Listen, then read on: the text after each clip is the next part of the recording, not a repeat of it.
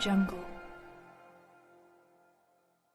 उत्तर प्रदेश के सहारनपुर जनपद में हकीकत नगर स्थित एक सभागार में आयोजित कार्यक्रम में श्री गुरु रविदास सभा यूके, यूरोप व अब्रॉड की रविदासिया साध संगत के द्वारा भारत में कोविड-19 के पीड़ितों के लिए करीब 20 ऑक्सीजन कंसंट्रेटर भारत में भेजे गए, जिसमें से कुछ दिल्ली, कुछ पंजाब व 5 कंसंट्रेटर सहारनपुर में दलित महासभा एवं संत शिरोमणि गुरु रविदास मंदिर मुक्ति आंदोलन समिति के अध्यक्ष राहुल भारती को सौंपे गए, जिसका ऑक्सीजन बैंक का उद्घाटन विधिवत रूप से सहारनपुर के सांसद हाजी फजलुर रहमान, नगर विधायक संजय गर्ग, पूर्व विधायक राजीव गुंबर, वरिष्ठ समाजसेवी महेंद्र तनेजा व बसपा के वरिष्ठ नेता कुलदीप बालियान, जिला पंचायत सदस्य अजब सिंह व राहुल भारती ने संयुक्त रूप से किया।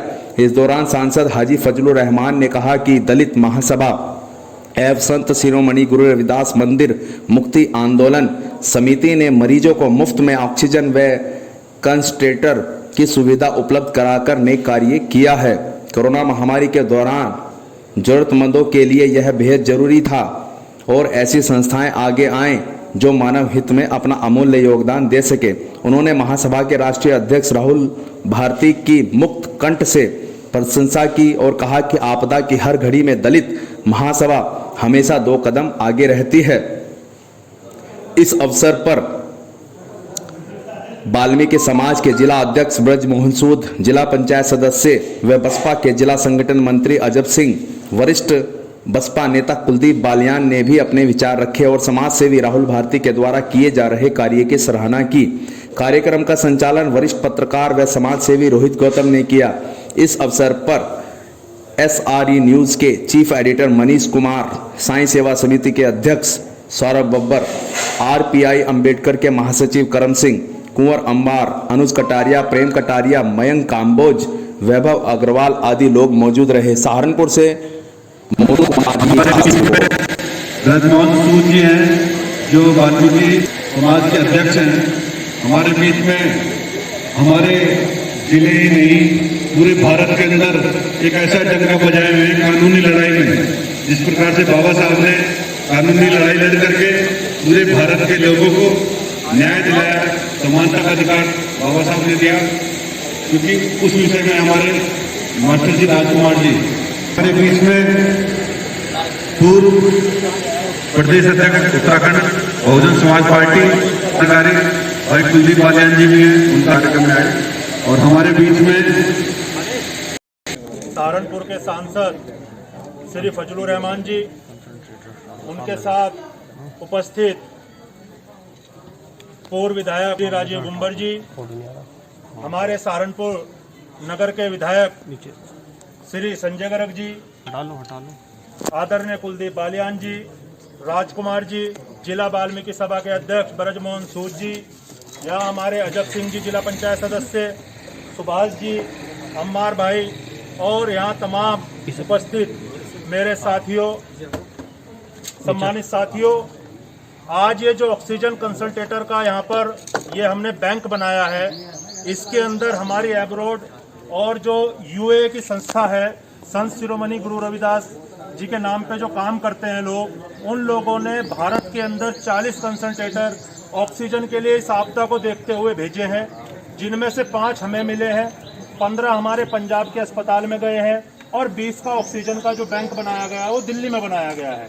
और जल्द ही उन्होंने कल वहां से और 40 कंसंट्रेटर वहां से अपने रिलीज कर दिए हैं। वो हमारे पास लगभग 10 दिनों के अंदर पहुंच जाएंगे, जिनमें से 10 से 15 हमें सहारनपुर में मिलेंगे, जिससे हमारे बैंक के अंदर 15 कंसंट्रेटर और 5 ऑक्सीजन सिलेंडर हो जाएंगे।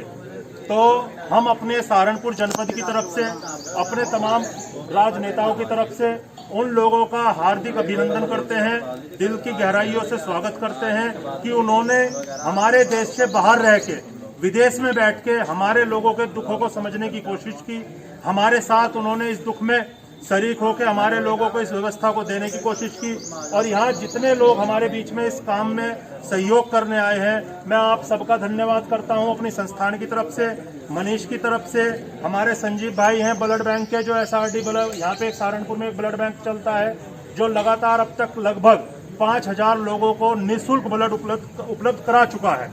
ये उपलब्धि है यहाँ के उन तमाम साथियों की जो लोग यहाँ मौजूद हैं। तो मैं यहाँ पे हमारे जितने पत्रकार बंधु हैं उनका सबका धन्यवाद करता हूँ, आप सभी का इस कार्यक्रम में आने में, आप लोगों के सहयोग में।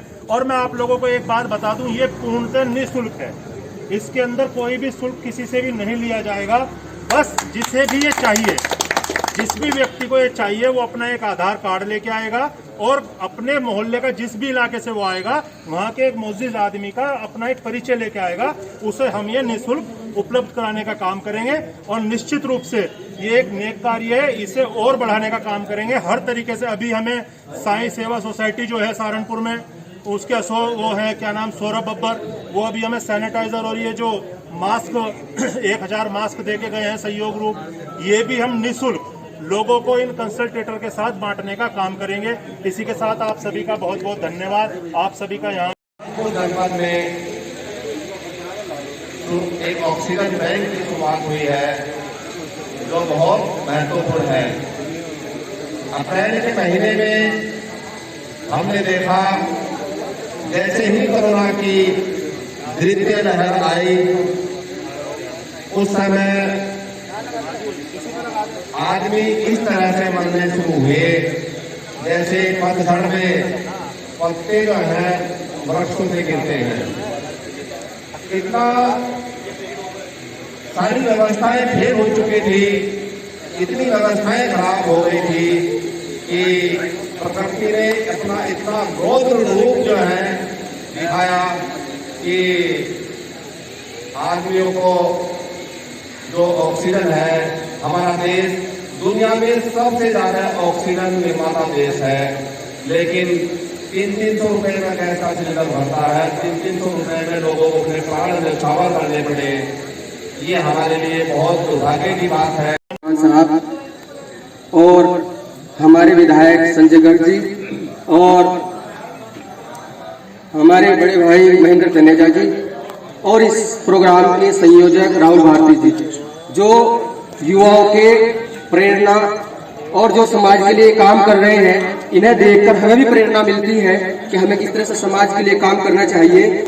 हमारे बड़े भाई महेंद्र तनेजा जी ने बहुत अच्छी बात कही है कि जिस वक्त एक सगे संबंधी भी अपनों से दूरी बनाए हुए हैं और हमारे भाई राहुल भारती जी समाज में रहकर और यहाँ जो इन्हीं के द्वारा श्री गुरु रविदास सभा यूके यूरोप द्वारा जो ऑक्सीजन कंसंट्रेटर आए हैं, वो इन्हीं की मेहनत का नतीजा है। और मैं सबसे अपने तमाम साथियों से की तरफ से मेरे बड़े भाई राहुल भारती जी का धन्यवाद करता हूँ। आज इस कार्यक्रम पे जो श्री गुरु रविदास सभा यूके यूरोप और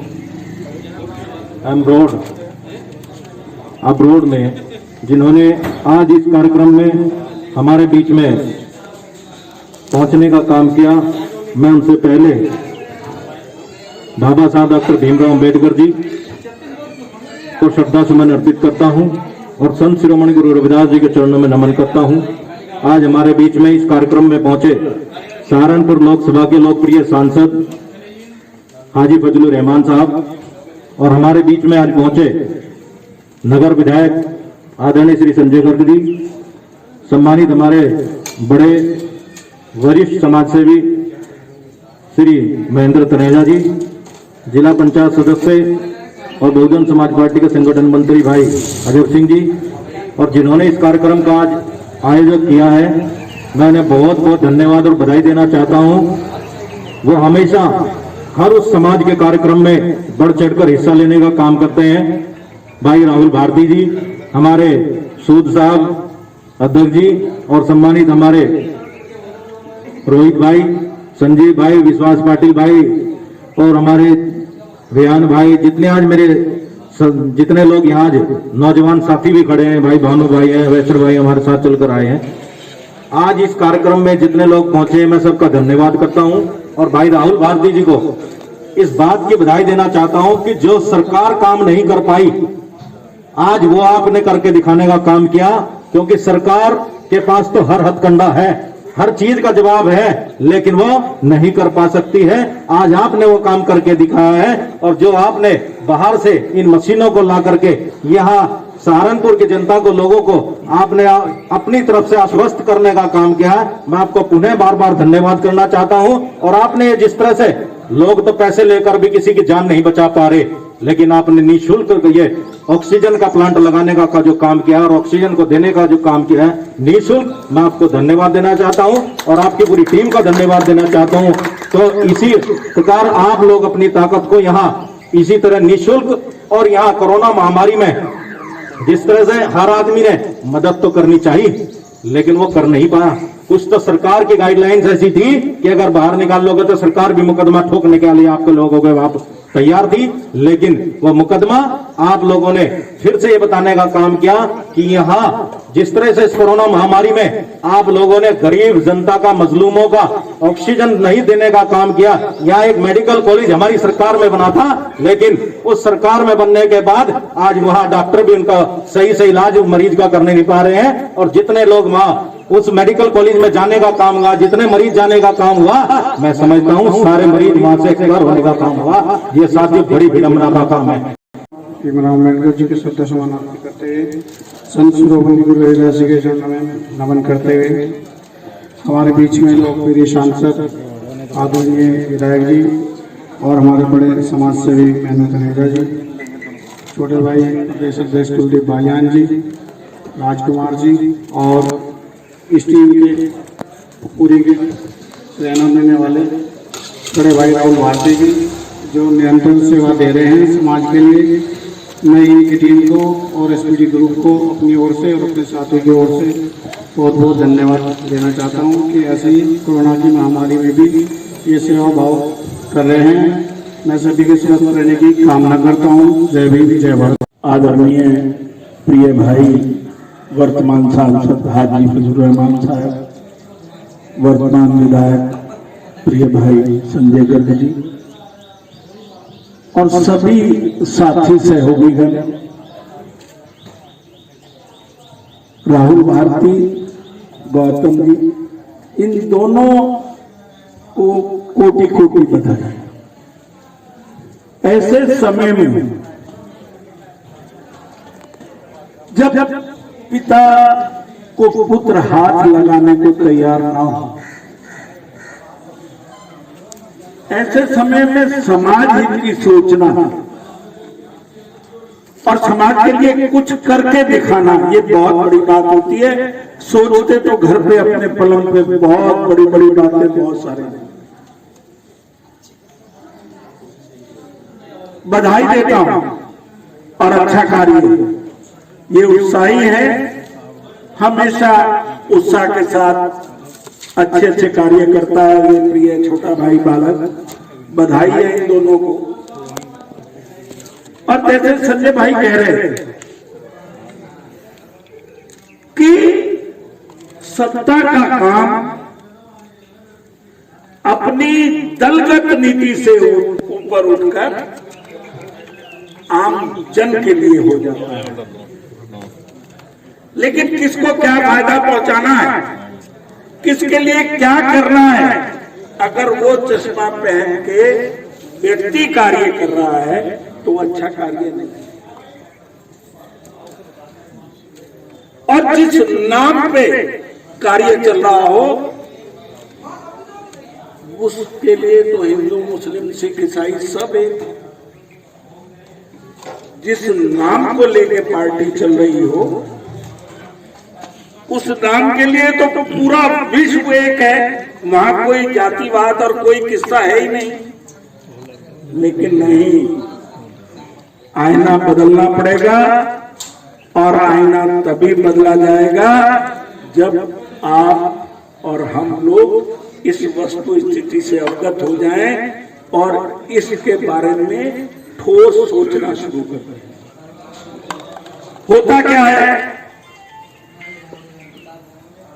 आप शमशान भूमि गए, किसी की डेथ में गए, डेथ में अंदर गए, अंदर जाने के बाद आपने कहा भाई क्या है, बस ये यहाँ दफन कर दिया, सब खत्म, आदमी साला क्या करता है, ये दहा संस्कार हो गया, आदमी को जीवन में अच्छे काम करना चाहिए और ये करना चाहिए और वो करना चाहिए, वो चार दीवारी के अंदर सोचता है। और चार दीवारी के बाहर निकलते ही मोबाइल उठाया, अबे साले हो तूने वो काम नहीं किया, वो मेरे वो पैसे नहीं भेजे, वो वहां ये नहीं हुआ, सब भूल गया चार दीवारी से बाहर निकलते ही। तो हम लोग ये जो आपदा के वर्ष हैं अगर नहीं भूलेंगे तो निश्चित रूप से आने वाली जनरेशन को हम बहुत कुछ समाज के लिए दे जाएंगे। यही बातों के साथ सबका धन्यवाद। और अन्य देशों की संस्था ने भारत के उन तमाम लोगों के लिए जो ऑक्सीजन के लिए जूझ रहे थे, इस बात की कमी का एहसास करते हुए जो ऑक्सीजन कंसंट्रेटर भेजे हैं। इस बीच में राहुल भारती जी और इनकी जो रविदास संस्था है उसने सहारनपुर में ये ऑक्सीजन कंसंट्रेटर का जो बैंक खोला है, मैं इस बात के लिए इन्हें साधुवाद देता हूं। और मुझे बताया गया जिस तरह खुशी टीवी वालों ने विशेषतः इसमें इनका विशेष योगदान दिया, हाँ इटली से, उनका हम विशेष आभार प्रकट करते हैं।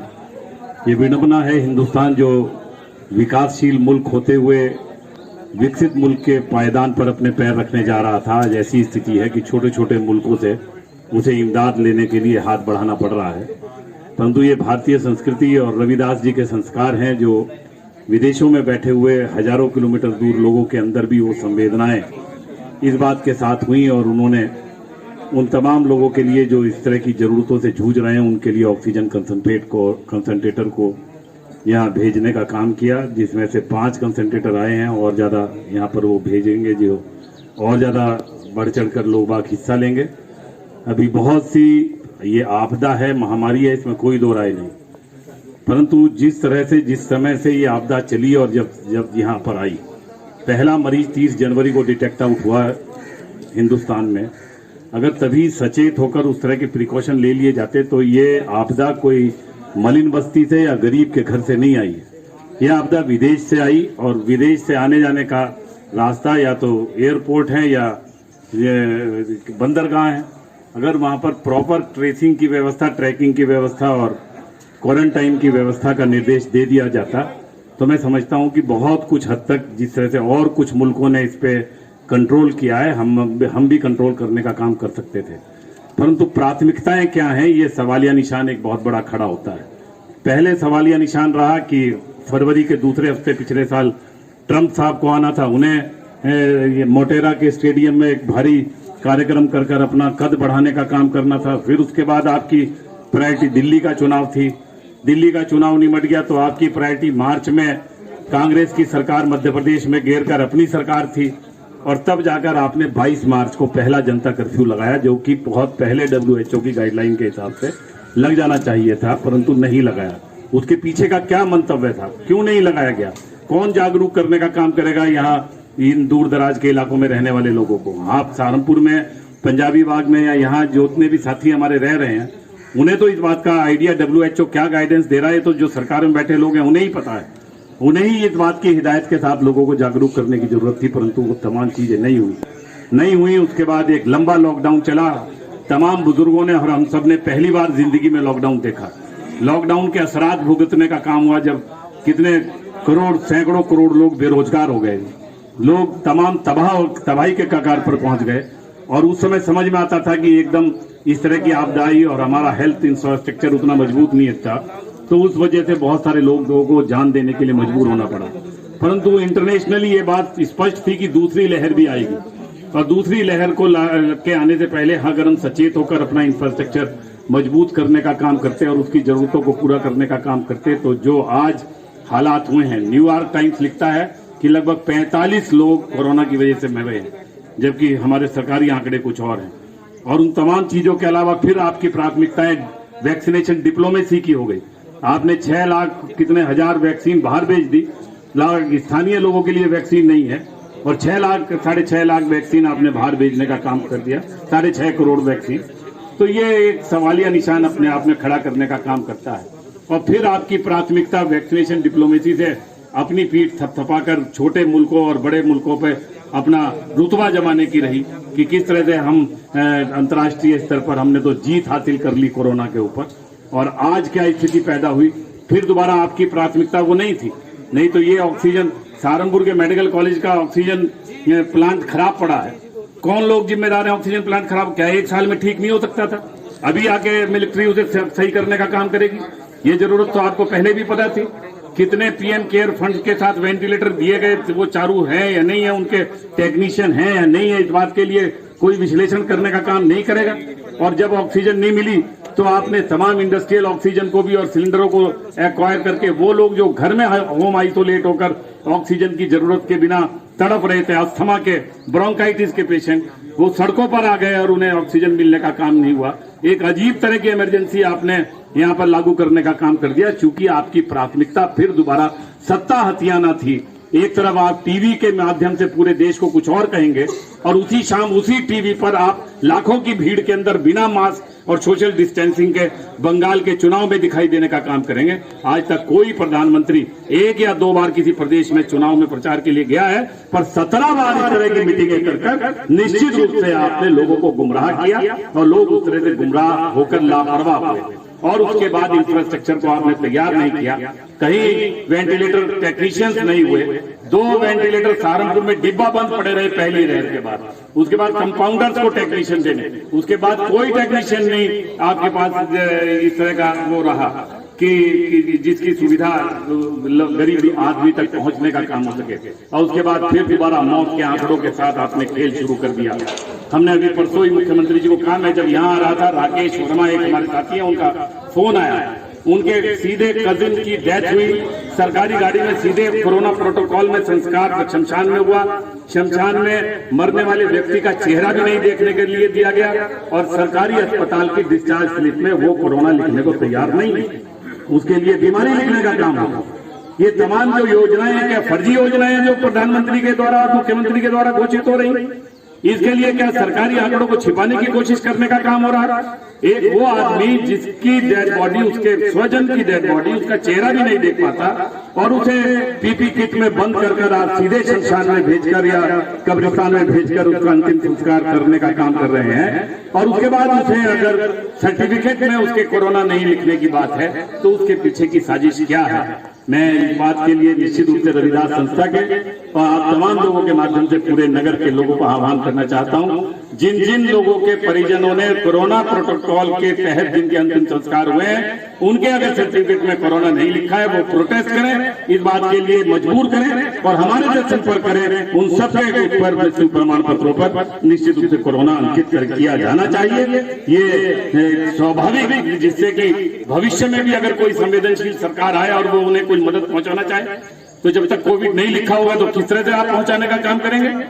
ये अपने आप में बहुत बड़ा सवालिया निशान है। इस तरह साथियों को, खासकर यहाँ के पत्रकार बंधुओं को, भाइयों, मैं एक बात कहना चाहता हूँ। हमारे बीच में माननीय संजय गर्ग जी, मैं पिछले 2 महीने से लगातार देख रहा हूँ सरकार की जो खामियां हैं, उन खामियों को दूर कराने के लिए मुख्यमंत्री लेवल हो चाहे भारत सरकार के स्वास्थ्य लेवल हो, लगातार लेटर लिख के उन लोगों को अवगत कराने का काम कर रहे हैं। और आप लोगों को सुन के अच्छा लगेगा कि हर एक लेटर पे कार्रवाई हुई है, जिसकी वजह से आज हमारे सहारनपुर का जो मेडिकल कॉलेज बहुत बुरे हालात में, जो वहां जो प्रशासन था, जो वहां गुंडागर्दी करता था, वहां के प्रधानाचार्य को सस्पेंड होना पड़ा और सस्पेंड होके वहां पे बहुत अच्छी सुविधाएं हैं। जो वहां पे ऑक्सीजन प्लांट शुरू हुआ है, ये ऐसे ही नहीं हुआ, ये हमारे सांसद और संजय गर्ग जी की वजह से हुआ है।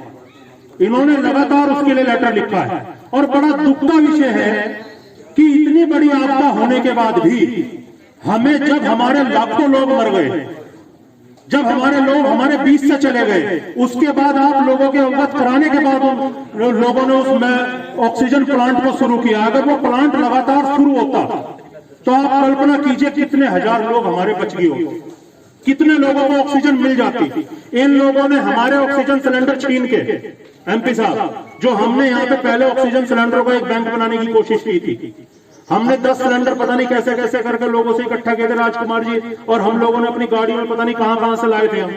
इन लोगों ने ऑक्सीजन सिलेंडरों को छीन के हम लोगों को ये कहा कि नहीं भाई, इसमें अस्पताल की बहुत जरूरत है। हमारे ऑक्सीजन सिलेंडर इन्होंने मेडिकल उसमें कॉलेज में ले जाने का काम किया। उन सिलेंडरों को क्या जरूरत पड़ती है अगर वहां प्लांट चलता? मैं धन्यवाद देना चाहता हूं अपने दोनों जागरूक नेताओं का, जिन्होंने अपनी जागरूकता का परिचय दिया और सहारनपुर को इस महामारी से बचाने का काम किया।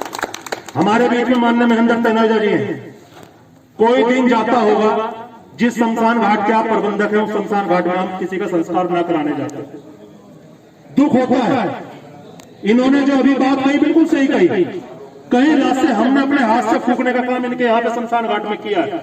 जहां बाप बेटे को नहीं हाथ लगाना चाहता, वहां हमारे साथियों ने, इन सामाजिक संस्थाओं ने, एसबीटी ग्रुप है, ये मनीष का ग्रुप है और अम्मार भाई का ग्रुप है, इन लोगों ने बढ़ चढ़ कर उन लोगों का संस्कार कराने का काम किया। ये मुस्लिम समुदाय का भाई है, लेकिन इन्होंने हिंदू समुदाय के लोगों का जाकर संस्कार कराने का काम किया। ये हमारे भारत की संस्कृति है। लेकिन कुछ राजनेता इस गलत फहमी में है कि हम लोग मरते रहेंगे, पिटते रहेंगे, अपने लोगों को खोते रहेंगे, लेकिन सोते रहेंगे। भाइयों, इस कार्यक्रम को हम नहीं करना चाहते थे, लेकिन हमने इस कार्यक्रम को सिर्फ इसलिए किया क्योंकि यहाँ सारी तो मीडिया मौजूद है। यहाँ वो लोग मौजूद हैं जो समाज में कोई ना कोई दिशा देने का काम करते हैं। इस कार्यक्रम का उद्देश्य जब ही सफल होगा जब हम लोग कोई ना कोई, किसी न किसी की मदद करने का काम करें और सरकार की गलत नीतियों के खिलाफ आवाज बुलंद करने का काम करें। जब जाकर शायद ये प्रोग्राम कामयाब होगा। ये लोग बाहर से बैठ के हमारा सहयोग करते हैं, सहयोग करने का काम करते हैं, तो इनका भी हम धन्यवाद करते हैं। और मैं, क्योंकि हमारे बीच में हमारे सांसद जी हैं, मैं उन्हें सह सम्मान आमंत्रित करता हूं कि वे आए और हमें 2 शब्द कहें। धन्यवाद। सबसे पहले गुरु रविदास जी और उनके साथ बाबा साहब अम्बेडकर को खिराजे अकीदत पेश करते हुए आज का ये प्रोग्राम, जो कि गुरु रविदास जी सभा यूके, यूरोप एंड अब्रॉड के नाम से इस प्रोग्राम का आयोजन किया गया। इसके आयोजन करने वालों में हमारे भारती साहब और उनके साथ गौतम साहब, और इस प्रोग्राम में मौजूद हमारे पूर्व मंत्री और मौजूदा विधायक संजय गर्ग जी, पूर्व जिला अध्यक्ष कांग्रेस पार्टी महेंद्र कनेजा जी, उसके साथ बहुजन समाज पार्टी के उत्तराखंड के प्रभारी रहे कुलदीप बालियान जी, मौजूदा जिला परिषद के मेंबर अजब सिंह जी और हमारे राजकुमार जी, और इसके साथ साथ हमारे सूद साहब और इस पूरी टीम जिसने इस ऑक्सीजन बैंक का बनाने में सहयोग किया, उन सबको इस मौके पर मुबारकबाद पेश करता हूं, क्योंकि इन्होंने एक नेक काम की शुरुआत की है। मेरे साथियों, मुझसे पहले हमारे तमाम साथियों ने पूरे डिटेल के साथ वो सब बातें कही हैं कि कुछ बातें आप लोग जानते थे और कुछ बातों से नावाकिफ थे, लेकिन वो सब बातें आप लोगों के सामने पहुंची थी।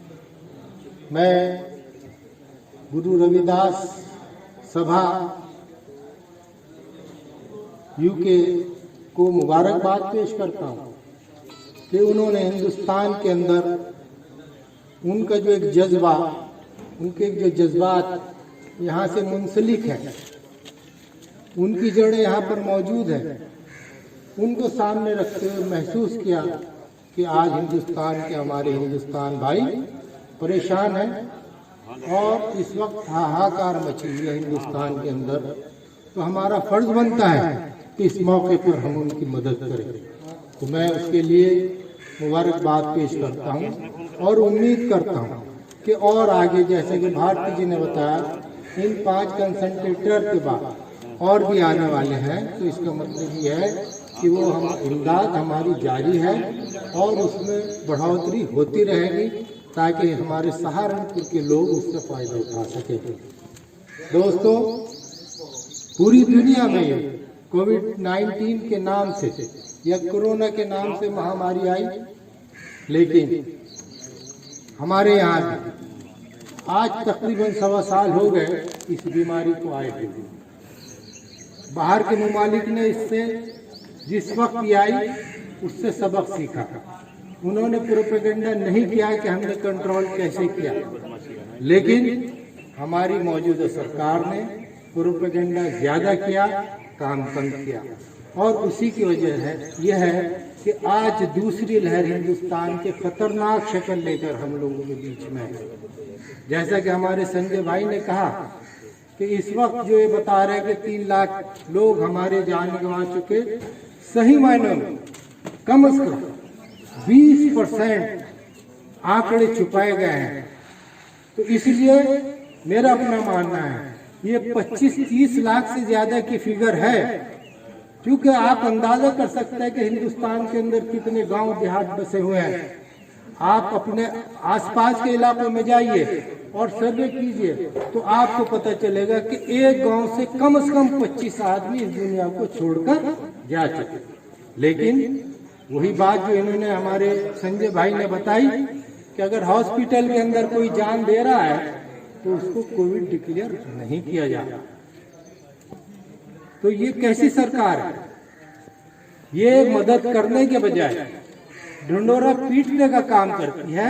सही मायनों में इनसे आवाम को कोई दिलचस्पी नहीं।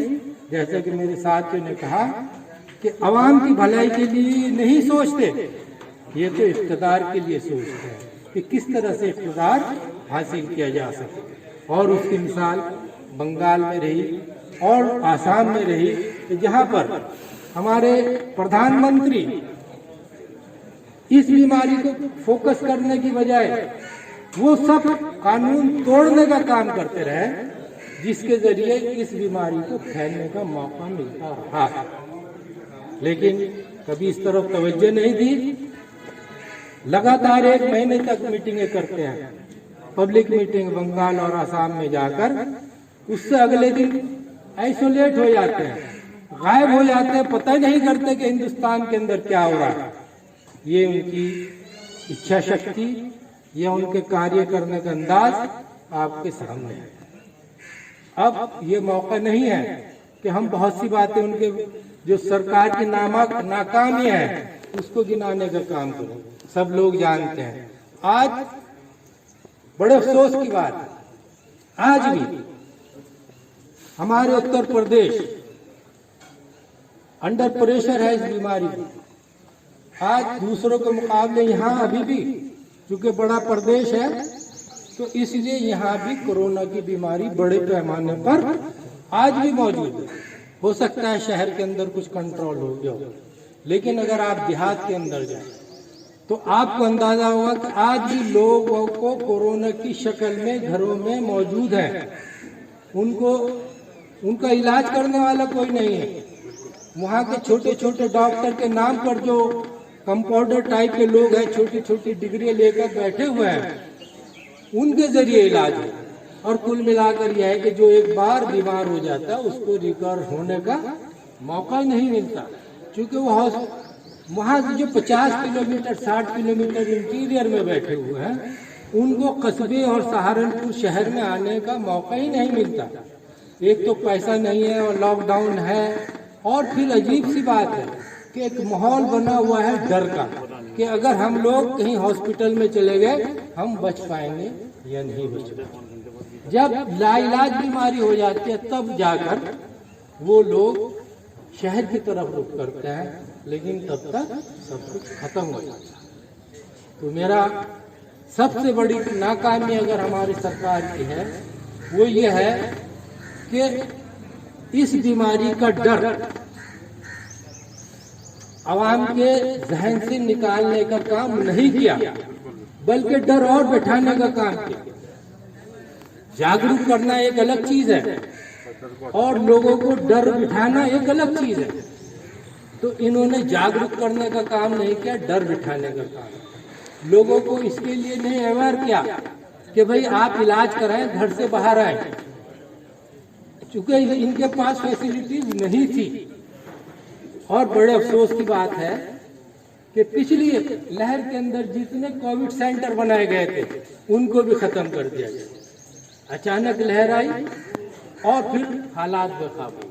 जैसे भी इन्होंने हमारे संजय भाई ने बताया कि इतनी लाइनें लगी हुई थी कि बेड नहीं थे। आईसीयू की तो बात ही कोई नहीं, वेंटिलेटर की तो बात ही कोई नहीं। और यहाँ आपके हमारे सबके सामने है बहुत मशहूर वाक़ात हम लोगों के सामने है कि बड़े बड़े लोग जो पैसे लेकर घूमते रहे लेकिन उसको वेंटिलेटर नहीं मिला और वो मजबूर हो गए इस बात को सोचने के लिए कि हिंदुस्तान के अंदर अगर कोई ये सोचता है कि पैसे से काम चल जाएगा, इस बीमारी में साबित कर दिया कि पैसा होने के बाद भी आपको इलाज सही नहीं मिल सकता। तो ये हमारे हिंदुस्तान की कमी की बात और अफसोस की बात क्या हो सकता है कि आप और हम सब जानते हैं कि जो हमारे प्रधानमंत्री दुनिया भर का डंडोरा पीटते थे और पिछली मर्तबा जिन्होंने थाली और तालियां बजवाने का काम किया, अब मुंह से कोई लफ्ज निकालने के लिए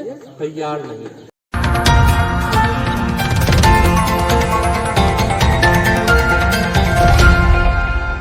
Audio Jungle।